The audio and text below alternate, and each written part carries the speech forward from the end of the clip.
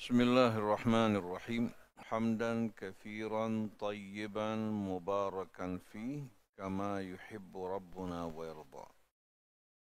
اللهم صل وسلم وبارك على عبدك ورسولك سيدنا ونبينا محمد وآله الطيبين وصحابته الغر الميامين والسالكين على نهجه القويم إلى يوم الدين.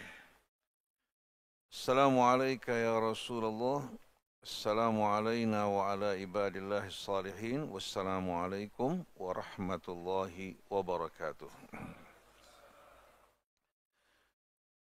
ربنا آتنا من لدنك رحمة وهيئ لنا من أمرنا رشدا. ربنا زدنا علما وألحقنا بالصالحين. أما بعد. Para jamaah hadirin hadirat jamaah Masjid MRBJ yang dirahmati Allah. Semoga Allah Subhanahu wa taala di tengah-tengah bulan suci yang kita lalui ini, Allah limpahkan rahmat-Nya atas kita, mengampuni dosa-dosa kita, memperbaiki dan meluruskan cara hidup kita agar sejalan dengan keridhaan Allah dan petunjuk Nabi-Nya Muhammad sallallahu alaihi wasallam. Allah Subhanahu wa taala jadikan sisa-sisa hidup kita yang amat berharga ini sebagai amalan-amalan soleh yang paling Allah ridhai. Allah perbaiki anak keturunan kita semua dan tutup hidup kita dalam keadaan husnul khatimah. Amin ya rabbal alamin.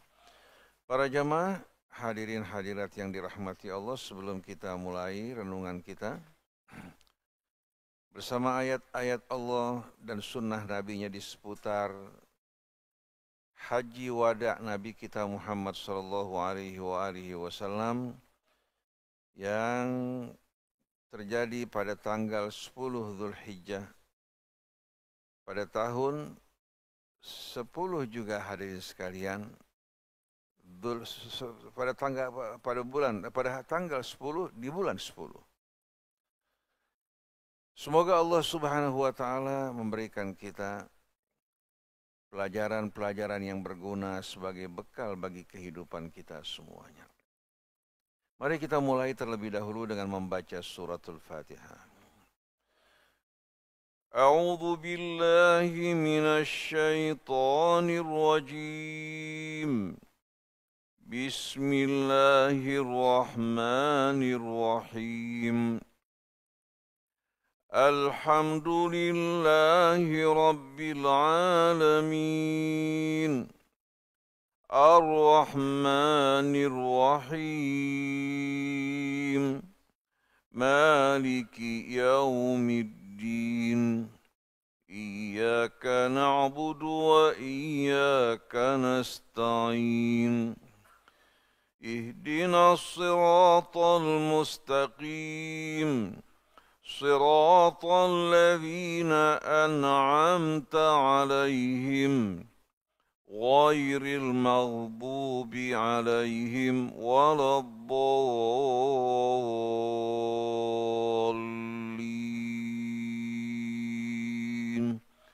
Amin. Para jamaah hadirin hadirat yang dimuliakan Allah, sebelum kita berbicara mengenai pesan-pesan Nabi pada Haji Wada,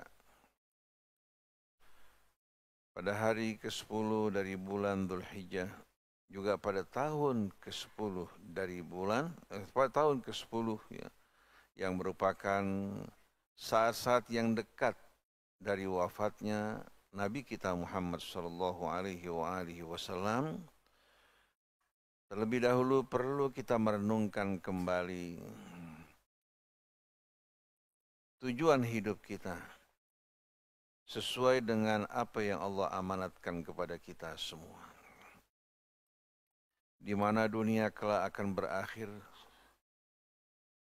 berganti dengan kehidupan yang baru, dan apa yang dilakukan, dikerjakan, dibangun dan dikumpulkan oleh umat manusia dalam kehidupan dunia ini seluruhnya akan sirna.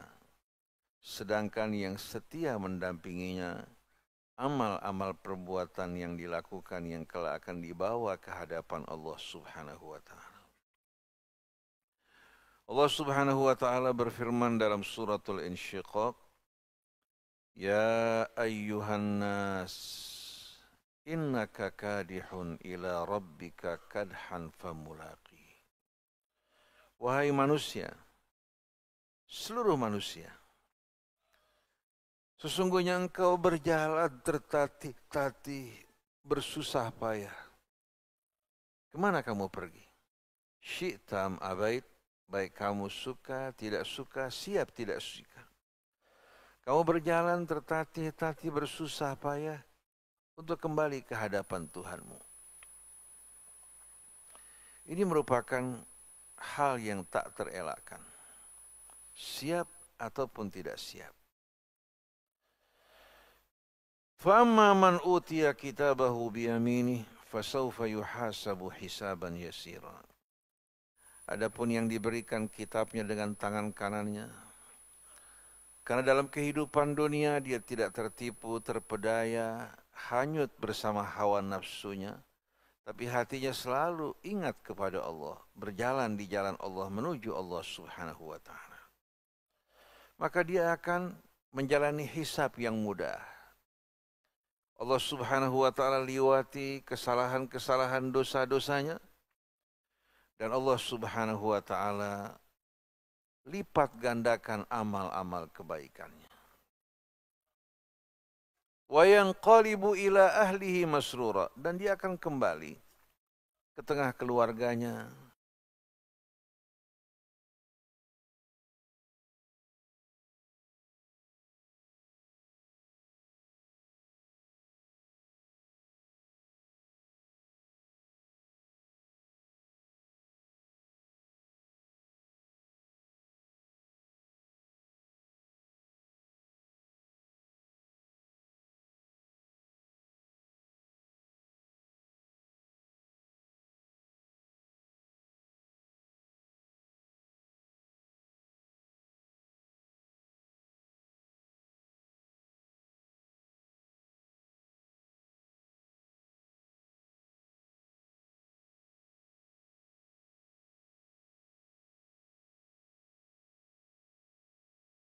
ternyata seluruhnya tampil di hadapannya.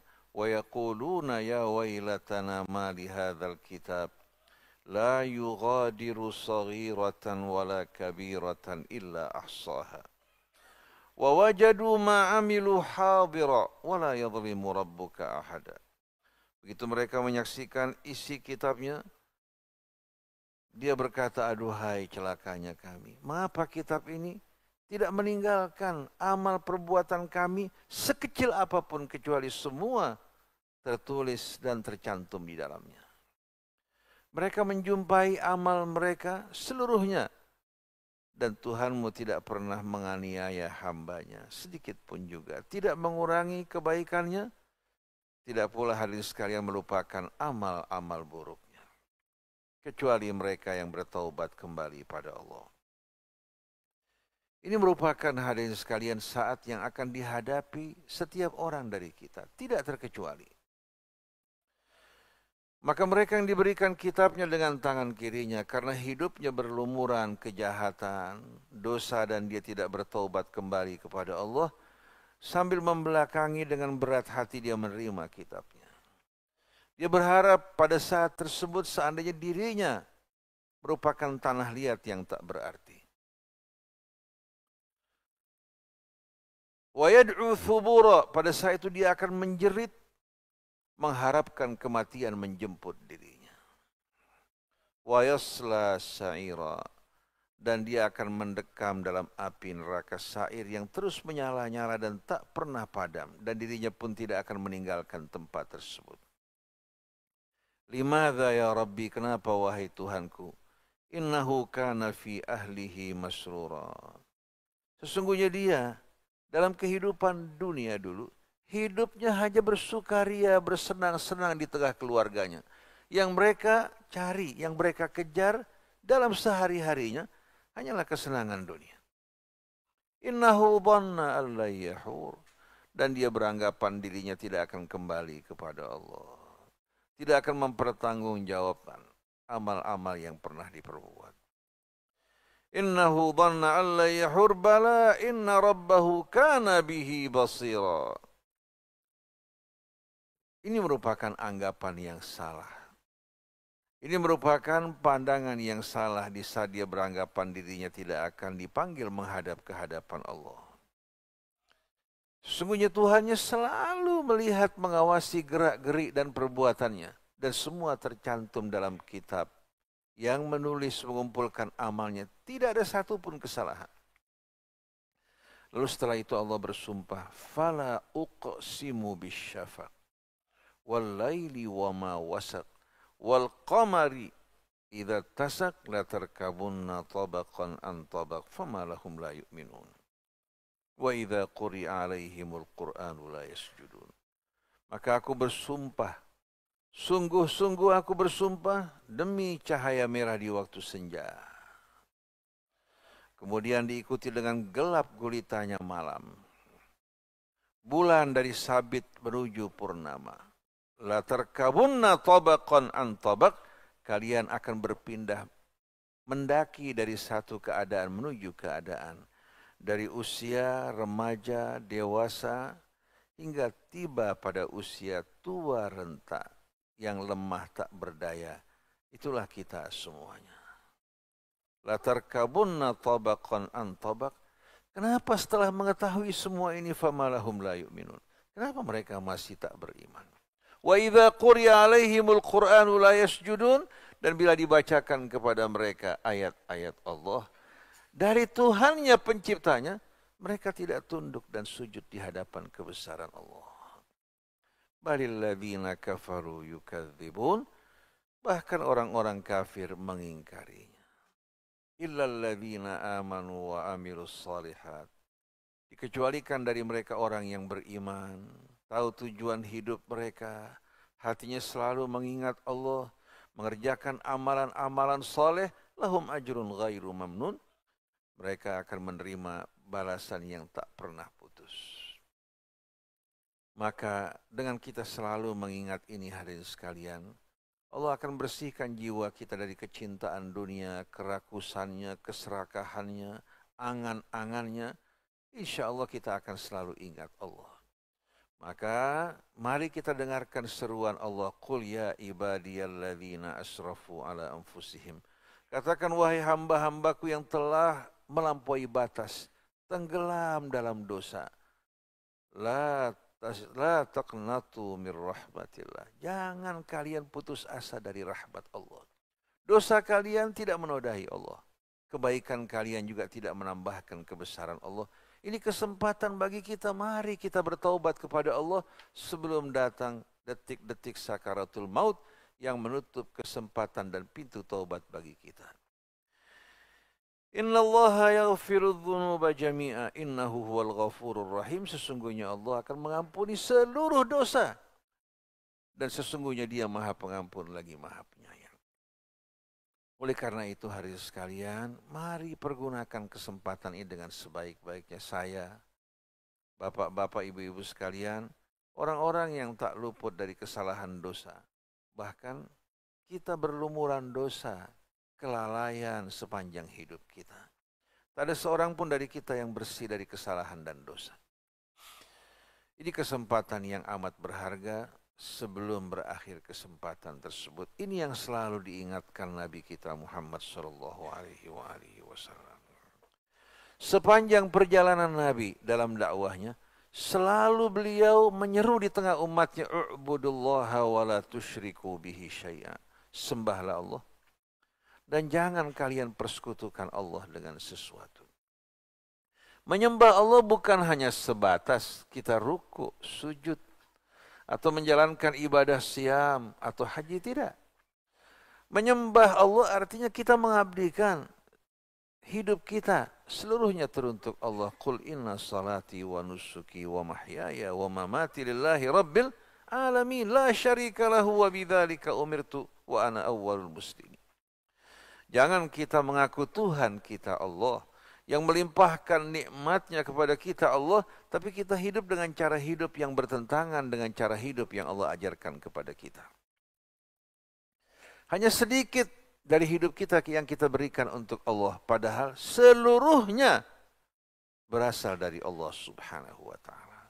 Jadi kita bertauhid kepada Allah baik secara nazari, pemahaman dan keyakinan, dan secara amali, secara praktis kita beramal sesuai dengan nilai-nilai keimanan kita kepada Allah Subhanahu wa taala. Ini yang melahirkan umat yang terbaik, yang dipimpin oleh Nabi kita dan umat yang mengikuti kafilah Nabi kita Muhammad sallallahu alaihi wasallam. Pesan Nabi selalu u'budullaha wa la tusyriku bihi syai'a. Kemudian mengingatkan hak-hak kedua orang tua kita, agar betul-betul kita junjung tinggi, hormati mereka, walaupun mereka bukan orang yang beriman. Perintah mereka yang salah tidak kita ikuti, tapi hak mereka sebagai orang tua, sebagaimana firman Allah, wasahibhuma fid dunya ma'rufa. Nah, akhir-akhir ini kita jumpai banyak kaum muslimin tidak menghargai hak-hak orang tua mereka. Dari mulai muda orang tua bekerja keras untuk anaknya, membangun hidupnya, mendidiknya. Di hari tua ternyata anak lupa kepada orang tua. Satu hari seorang bertanya, "Ustadz, saya memiliki seorang ibu dalam kondisi dan keadaan yang lemah dan tak mampu. Setiap kali saya ingin membantu orang tua saya, dia mengatakan, orang tua kamu tidak punya hak. Kamu setelah menikah, tanggung jawab kamu pada istri dan anak kamu." Diingatkan kewajiban anak kepada orang tua, ternyata si istri tetap menolak. Kewajiban kamu sekarang pada anak istri kamu. Diberikan nasihat, tidak menghiraukan. Lalu bagaimana sikap dia, Ustadz? Saya bilang, coba minta orang yang dipandang untuk memberikan nasihat, membacakan ayat-ayat Al-Quran. Juga petunjuk nabinya, ancaman bagi orang yang durhaka pada orang tuanya. Si perempuan masih tetap membangkang, walaupun dibacakan ayat Allah. Diberitahukan kepada orang tuanya, dia tidak hiraukan. Saya bilang, daripada kamu dijerumuskan ke dalam api neraka oleh istri kamu, kamu tukar istri kamu dengan wanita yang lebih baik. Kalau tidak, saya khawatir kamu wal'iyadzubillah akan hanyut bersama istri kamu menuju jurang api neraka jahanam tanpa kau sadari. Cari wanita-wanita solehah, di tengah-tengah kita banyak yang baik. Betul nggak ibu-ibu sekalian?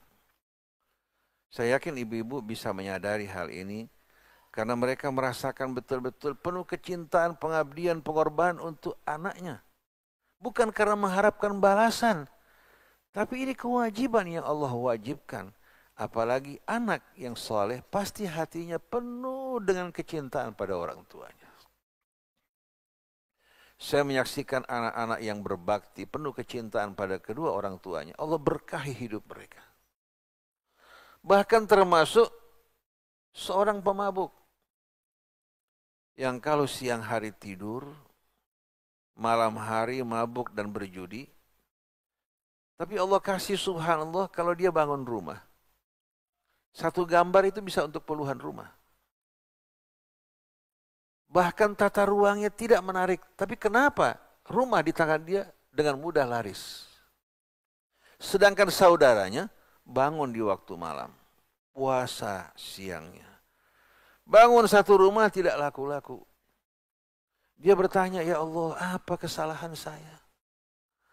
Saudara saya yang mabuk, berjudi, kau murahkan rizkinya, sedangkan saya yang bangun malam puasa di waktu siang, kau biarkan rizki saya seret." Dia bertanya kepada seorang ustadz, itu cobaan dari Allah. Padahal pasti ada sebabnya. Tahu tidak hadirin sekalian? Si kakak ini yang rajin beribadah, bila orang tuanya minta sesuatu, dia mengatakan, "Lagi nggak ada Umi. Pasar lagi sepi, ekonomi lagi sulit." Sedangkan saudaranya yang satu yang pemabuk ini, bila ibunya minta sesuatu, Walaupun tidak punya uang, ada Umi, sebentar lagi langsung dia pinjam uang. Dia berikan untuk ibunya. Dari mulai seorang yang tugasnya hadirin sekalian memasang listrik dari rumah ke rumah menjadi seorang konglomerat.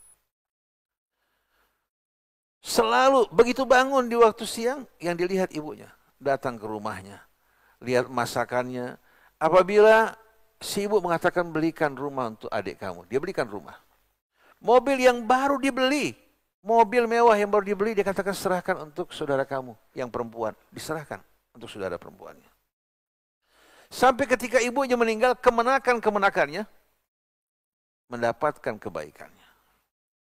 Padahal di waktu malam, begitu dia melek setelah sholat isya, keluar bersama teman-temannya berjudi dan mabuk. Subuh tidur sampai siang, orang antri menunggu untuk membeli rumahnya atau menjual tanah kepadanya. Kita lihat bagaimana orang yang berbakti pada orang tuanya, dalam hidupnya Allah berikan kebaikan dan rezeki yang luas. Dan Allah kasih subhanallah di akhir hidupnya dia bertobat. Sedangkan saudaranya yang rajin beribadah ternyata nasibnya sempit. Bahkan anaknya pun menjauh. Istrinya pun meninggal dunia dalam kesedihan menyaksikan suaminya. Satu hari si kakak ini yang punya rumah tidak laku-laku diserahkan pada saudaranya. Tolong kamu beli dengan harga modalnya. Saudaranya bilang saya beli dengan harga modalnya. Kalau laku keuntungan kita bagi dua. Subhanallah, baru beberapa hari di tangannya ada pembeli. Si saudara menggeleng-gelengkan kepala. Dia tidak sadar sikapnya yang menyakitkan orang tua membuat rezekinya menjadi sempit dan serak. Ini pesan Nabi, ibadah kepada Allah, kemudian berbuat baik kepada kedua orang tua. Yang berkorban dengan penuh kecintaan tanpa mengharapkan balasan. Bahkan di saat anaknya mau menikah, si ibu keluarkan perhiasannya dijual untuk kepentingan anaknya. Padahal kalau suaminya pinjam, gantikan 2 kali lipat. Tapi kalau untuk anaknya, dia tidak pernah berhitung. Jadi para jamaah sekalian, hidup ini sebetulnya sederhana. Bersama Allah, berbuat kebaikan terhadap sesama manusia, terutama sekali kepada kedua orang tua kita, keluarga kita, anak-anak kita. Itu merupakan kewajiban kita dan berbuat kebaikan terhadap sesama manusia. Niscaya hidup ini akan menjadi indah. Nah, kembali kepada pesan-pesan Nabi kita pada Haji Wada. Setelah Rasul menyampaikan puja-pujinya, kemudian menyampaikan pesan-pesan yang selalu disampaikan seperti yang saya sebutkan tadi. Pesan pertama Nabi kita Muhammad SAW setelah itu dia menyeru, ya ayyuhan nas, wahai manusia, inna abakum wahid, inna rabbakum wahid, wa inna abakum wahid, la fadla li arabi ala ajami, wala li ajami ala arabi illa bittaqwa. Pesan pertama mengenai kesetaraan manusia. Wong kita merupakan satu keluarga, ayah kita sama, ibu kita sama, yang menciptakan kita sama, dari asal usul yang sama. Oleh karena itu Rasul menegaskan, wahai manusia, sesungguhnya ayah kalian satu. Kalian bukan dari ayah yang berbeda.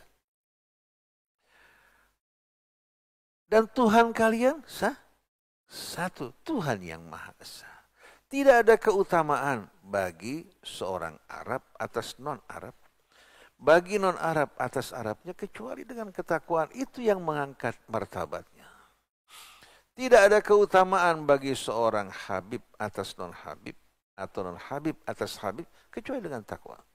Malah kalau seorang Habib berbuat kesalahan, dosanya 2 kali lipat.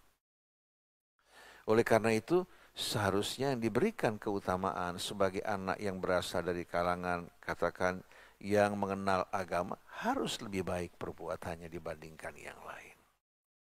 Kalau di dunia, seorang dipanggil, mana anaknya fulan? Bahkan diistimewakan di tengah-tengah masyarakat dengan pengawalan, dengan penghormatan, bahkan kesalahannya pun dibenarkan. Sebaiknya orang baik yang tidak memiliki apa-apa, kebenarannya disalahkan bahkan ditertawakan. Tapi di hari akhirat nanti, yang akan diseru oleh Allah, ainal muttaqun, mana orang-orang yang bertakwa? Al-yawma udhilluhum fi dhilli yawma la dhilla illa dhilli. Hari ini aku akan naungi mereka di bawah naunganku ketika tidak terdapat naungan kecuali hanya naungan Allah. Dan apa yang diserukan Nabi kita Muhammad SAW bukan hanya PHP, pengharapan kosong. Bukan hanya janji palsu, tapi dibuktikan dalam kehidupannya bersama sahabatnya. Siapa yang dimuliakan Nabi? Apakah para pemuka Quraisy? Sama sekali tidak. Yang dimuliakan Nabi orang yang beriman, bertakwa. Walaupun dari kalangan hamba sahaya seperti Bilal, Salman, bahkan Zaid bin Harithah yang diangkat sebagai anak. Putranya juga diperlakukan seperti cucunya. Kemudian Suhaib Rumi, Khabbab ibnul Arad, di samping para pemuka Quraisy, bukan karena Quraisynya, karena iman takwanya, seperti Abu Bakar, Umar, Uthman, Ali, Sa'ad bin Abi Waqqas, Zubair ibn al-Awwam, dan para pemuka sahabat mereka dimuliakan karena iman dan takwanya. Oleh karena itu ketika Abu Dzar al-Ghifari, seorang Ansar, seorang sahabat terkemuka, berjalan bersama Rasul, diiringi dengan pembantunya seorang budak. Abu Dzar kelepasan omongan, ya benas sauda, wahai anak wanita yang berkulit hitam. Rasulullah marah luar biasa. Tidak tendeng aling-aling. Dia mengatakan, ya Abu Dzar, innaka mru'un fika jahiliyah. Kamu seorang muslim, tapi ternyata di hati kamu masih terdapat jahiliyah. Itu Abu Dzar menyesal luar biasa. Karena ini ucapan yang biasa diucapkan pada masa jahiliyah. Langsung diletakkan kepalanya di pasir, dia perintahkan budaknya untuk menginjak kepalanya. Ini betul-betul satu kemuliaan yang mengangkat martabat bangsa Arab yang tadinya dalam jahiliyah menjadi manusia yang beradab dan membawa peradaban. Tapi ketika mereka meninggalkan nilai Islam, dari peradaban yang mulia mereka tersungkur menuju jurang kehinaan yang memalukan. Seperti yang saat ini kita saksikan. Saudara mereka di Gaza dibantai, mereka duduk berpangku tangan seolah-olah menyaksikan pertandingan di medan gladiator. Memalukan, bahkan negara-negara non-Arab yang bukan Islam berdemo besar-besaran.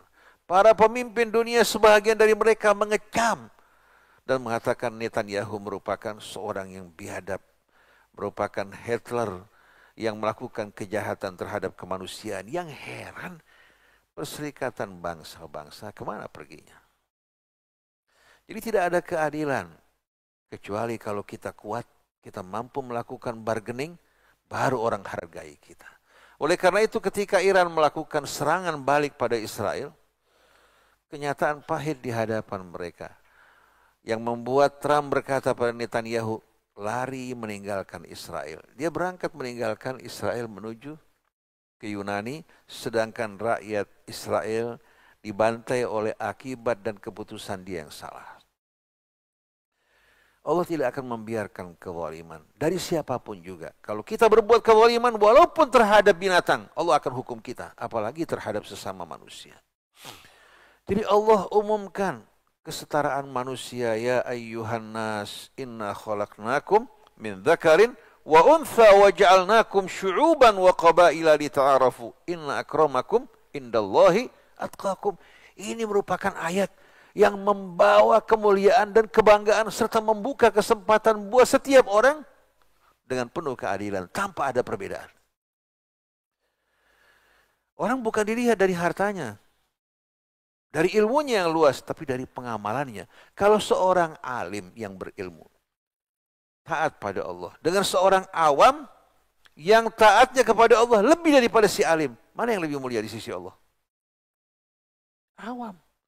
Seorang hidupnya pas-pasan, punya uang 100.000, 50.000 diinfakkan di jalan Allah.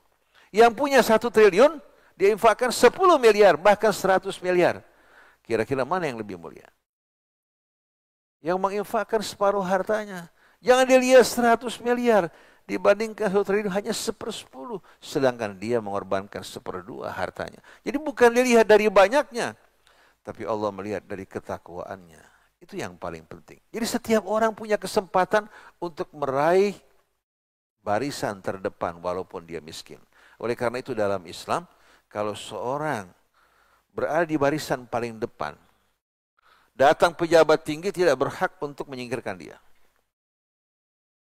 Tapi kalau sekarang, itu datang pejabat, atau datang katakan ulama besar, datang terlambat. Seharusnya jangan ke depan, melangkahi pundak orang. Kalau depan sudah penuh, jangan mundurkan yang di depan. Duduk di belakang tempat dia sampai. Kalau sudah selesai dia mau bicara silahkan. Tapi kalau dia melangkahi orang, menyingkirkan orang yang di depan, ini perbuatan yang tidak diterima oleh Allah Subhanahu wa taala. Jadi setiap orang dari jamaah ini punya hak kehormatan yang sama dijaga dan dilindungi. Tapi kita kaum muslimin tidak menjaga kehormatan ini. Ini yang pertama. Kesetaraan manusia di mata Allah. Yang kedua, kehormatan darah harta. Kesucian harta, darah, harta, dan kehormatan kita. Disampaikan Rasul ayyuhan nas. Inna dima'akum wa amwalakum wa a'radakum alaikum haramun ila an talqaw rabbakum. Wahai manusia, sesungguhnya darah sesama kalian, harta sesama kalian, begitu pula kehormatan sesama kalian, Allah haramkan hingga kalian nanti berjumpa dengan Tuhan kalian, kalian akan mempertanggungjawabkan apa yang kalian lakukan. Tahu tidak para jamaah sekalian, dalam suratul Hujurat, Allah turunkan ayat-ayat yang menerangkan bagaimana hak-hak saudara kita yang mesti kita jaga.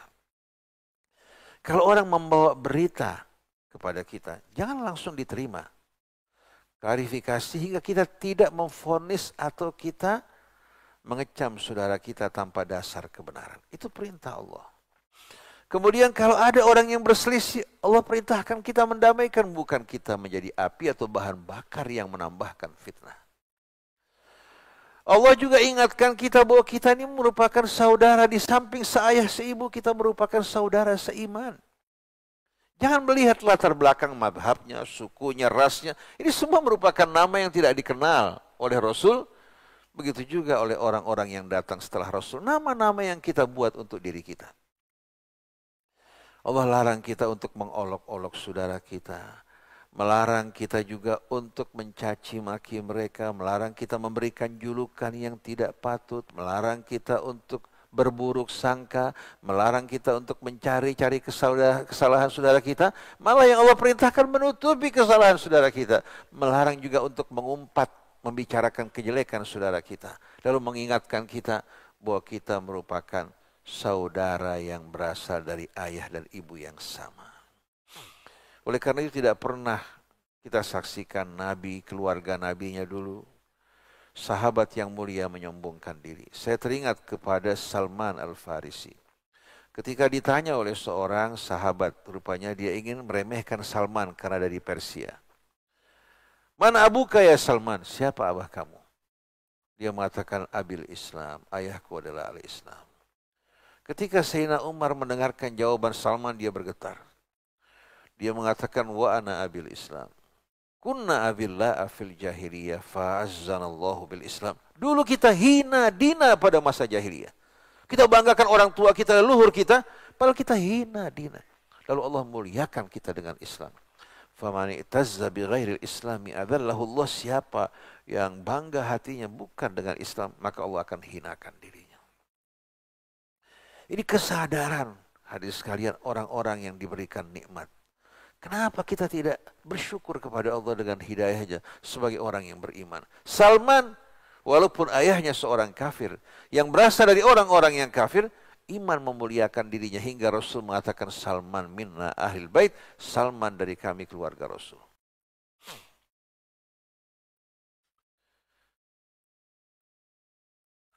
Darah, harta, termasuk kehormatan wajib untuk kita jaga. Mungkin sebagian orang mengatakan ini hanya darah orang yang beriman. Tidak.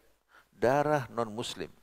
Di saat dia tidak mengangkat senjata, melakukan kejahatan, haram untuk kita ganggu. Kewajiban kita berdakwah. Kalau dia menolak, itu pilihannya. Lakum dinukum. Bagaimana Rasul memperlakukan kaum musyrikin? Memperlakukan juga orang-orang Yahudi. Dia tidak memerangi mereka-mereka yang tidak berkhianat. Tidak memerangi mereka yang tidak memeranginya. Ini merupakan ajaran Islam. Begitu juga menyangkut kehormatan. Bukan hanya kehormatan muslim kita harus jaga. Dengan kita memperlakukan mereka hormat, mereka akan menghormati kita. Oleh karena itu, orang-orang tua pada masa Rasul, walaupun dari non-muslim, bahkan Sayyidina Umar bagaimana menghormatinya. Ketika menjumpai seorang Yahudi yang sudah tua renta, masa mudanya dia membayar jizyah. Kewajiban dia. Sayyidina Umar keluarkan dari Baitul Mal, berikan untuk dia kebutuhannya sebagaimana dulu dia melaksanakan kewajibannya.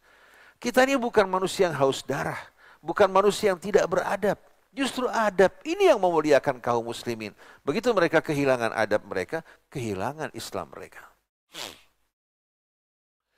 Tapi sayang kita ini sekarang kenapa berubah menjadi manusia haus darah. Bahkan di bulan suci diharamkan kita melakukan peperangan. Yang kita perangi bukan mereka para penjahat, sesama kaum muslimin. Pada bulan-bulan haram mereka melakukan serangan ke Yaman, dulu peperangan di Suriah. Selama bertahun-tahun berlangsung, tidak lagi menghiraukan kehormatan darah, begitu juga kehormatan harta. Bahkan melakukan pemerkosaan dengan nama Islam, dengan alasan bahwa mereka merupakan rampasan perang. Pada perbuatan ini merendahkan, menghinakan kita. Sampai Putin, non-muslim mengatakan, betul-betul ini merupakan perbuatan biadab. Kemudian pesan yang ketiga setelah menjelaskan kesucian darah, harta, maupun kehormatan. Kita ingin dari pesan Nabi sebelum Nabi wafat ini, Nabi setelah itu kurang lebih 2,5 bulan, 3 bulan meninggal dunia. Maka dia mengatakan, mungkin saya tidak akan berjumpa dengan kalian pada tahun yang akan datang. Maka dengarkan pesan-pesanku. Tahu tidak hari sekalian pesan ketiga beliau apa? Perintah beliau untuk memperlakukan kaum wanita dengan mulia. Istausu bin nisa'i khaira. Jaga wasiatku pada kaum wanita. Baik itu ibu kita, istri kita, anak perempuan kita. Rasul mengatakan, ma akramahunna illa karim. Tidak ada yang memuliakan mereka kecuali manusia mulia. Wa ma ahanahunna illa laim. Dan tidak menghinakan mereka, merendahkan mereka kecuali manusia hina. Dulu pada masa jahiliyah, wanita direndahkan. Bahkan diwarisi.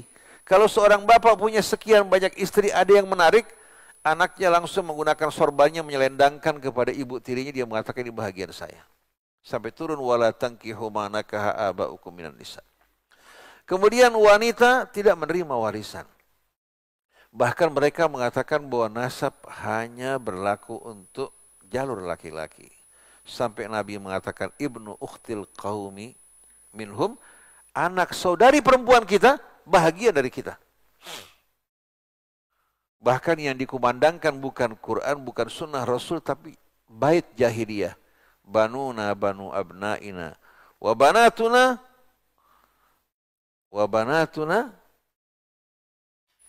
abnaur rijalil bana'i. Jadi banuna banu abnaina wa banuhunna abnaur rijalil abaidi. Jadi banuna banu abnaina, anak kita yang mereka anggap anak keturunan adalah anak dari laki-laki kami. Sedangkan anak perempuan, wa banatuna banuhunna abnaur rijalil abaidi, anak dari anak perempuan kita, anak orang-orang lain. Ini betul-betul sikap jahiliyah yang merendahkan wanita. Kalau kita lihat hari ini sekalian, Rasul mengambil semua anak laki-laki Rasul, keturunan Rasul justru datang dari jalur wanita. Kenapa kita merendahkan wanita? Ini menggambarkan kerendahan diri kita. Padahal diri kita ini sebahagiannya dari ibu kita. Oleh karena itu betul-betul hargai dan perlakukan wanita dengan mulia. Memperlakukan mereka dengan kata-kata yang manis, pendidikan yang baik, kemudian menempatkan mereka di tempat yang mulia sebagaimana Nabi ketika Sayyidah Fatimah datang ke hadapannya, beliau bangun. Beliau kecup keningnya, tempatkan di tempat duduknya dan memanggilnya Ummu Abiha, ibu dari ayahnya. Kira-kira bagaimana para jamaah kalau kita perlakukan anak perempuan kita dengan mulia? Bagaimana perasaan kita? Hati kita akan betul-betul merasakan keindahan dalam arti yang sebenarnya. Ada seorang Arab jahiliyah, dikabarkan bahwa dia mendapatkan anak perempuan. Langsung dia mengatakan, ya lailatis sauda, wahai malamku yang kelam dan hitam. Allah kasih subhanallah dia punya anak laki-laki dibanggakan, dimuliakan. Di hari tua ketika dia sakit tak berdaya, yang merawat, memandikan dia, memberikan makan dia, anak perempuannya, sedangkan dia buta. Si bapak bertanya pada perempuan ini, man anti ya binti, siapa kamu wahai anak perempuanku? Karena matanya buta. Dijawab oleh anaknya, ana lailatuka sauda, saya malammu yang gelap gulita. Anak laki-lakinya lupa, sibuk dengan istrinya. Si bapak mengatakan, ya laita layali kullaha sauda, coba seluruh malamku hitam. Dan terbukti sekarang banyak anak perempuan yang peduli pada orang tuanya di saat anak laki-lakinya bangga membanggakan kekayaan orang tuanya. Si bapak banting tulang, si anak naik mobil mewah, makan di restoran mewah. Orang bilang, kok anak-anak kamu hidup begitu mewah, kamu tidak? Dia bilang, beda, saya anak orang miskin, mereka anak orang kaya. Kemudian hadirin sekalian, yang keempat, mengharamkan riba. Riba yang bisa menghancurkan bangsa, negara, menjerumuskan kita dalam perbudakan seperti kita. Karena kita berhutang mengakibatkan keputusan-keputusan kebijakan dalam negeri kita, luar negeri kita diatur oleh pihak luar. Kebijakan dalam negeri kita, luar negeri kita, diatur oleh pihak yang meminjamkan kita. Ini fakta. Allah haramkan riba dan Allah haramkan dendam-dendam pada masa jahiliyah. Harus dihapuskan. Hingga mereka hidup dengan nuansa yang baru, kecintaan yang baru. Sedangkan yang terakhir, Rasulullah mengambil kesaksian dari umatnya. Ala hal balagh. Bukankah aku telah menyampaikan pesan-pesan Allah Subhanahu wa ta'ala? Mereka mengatakan, syahidna, kami bersaksi bahwa engkau telah menyampaikan pesan-pesan Allah. Rasulullah mengatakan, fashhadu, saksikanlah. Ini merupakan pesan Nabi terakhir. Nah, saya sebagai seorang ustadz, ulama-ulama sebagai orang yang mengemban ilmu, kira-kira akan diminta kesaksian mereka apa tidak? Kalau ulama dipanggil oleh Allah, apa kamu sudah menyampaikan pesan-pesan Allah? Lalu dipanggil umat dan jamaahnya, jamaahnya mengatakan tidak ya Rasulullah. Ya Allah, mereka hanya mengajak kami tertawa dengan dongeng, dengan humor-humornya, mengajak kami berpecah belah, mengajak kami bermusuh-musuhan, meracuni kami dengan racun kebencian, menjauhkan kami dari Allah. Ini yang terjadi saat ini. Oleh karena itu kewajiban saya ini bukan membuat jamaah tertawa, senang, gembira, tapi menyampaikan pesan Allah. Yang beriman akan bergembira, yang tak beriman bukan kewajiban saya untuk menghisapnya. Pesan kita menyampaikan amanat Allah, ayat-ayat Quran, begitu pula sunnah Rasulnya. Adapun berbicara di luar ini hanya akan menjadi beban yang berat buat kita di hari kemudian nanti. Demikianlah para jamaah sekalian, jamaah yang dirahmati, dicintai Allah, bersyukur. Alhamdulillah para jamaah memiliki masjid yang sejuk, tenang, khusyuk, berkumpul bersama-sama, menjadi motivasi yang amat betul-betul besar bagi kita semua. Taburkan rahmat sebagaimana Nabi kita, Nabi rahmat lil alamin. Tumbuhkan cinta kasih dan fokuskan hati kita menghadap ke hadapan Allah. Perbedaan pada saat hati tertuju pada Allah dengan mudah kita selesaikan. Subhanakallahumma wa bihamdik, asyhadu an la ilaha illa anta astaghfiruka wa atubu ilaik, wal afu minkum, wassalamu alaikum warahmatullahi wabarakatuh.